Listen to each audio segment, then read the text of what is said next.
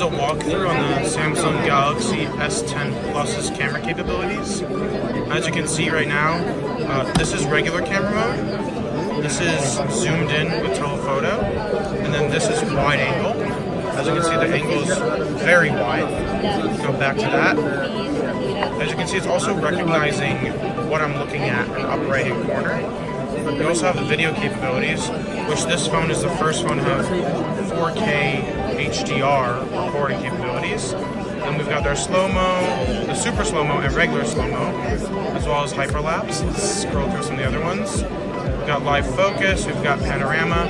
So now there's a new panorama mode on the Note, on the S10. That allows you to take the super high panoramas.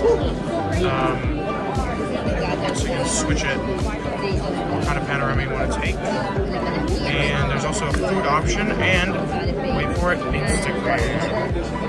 Look at that, Instagram mode, Instagram stories, and going straight to Instagram. Boom. Let's see how that works. Straight to stories, that's really cool. Wow. This is going to be a big deal, I think, for this phone.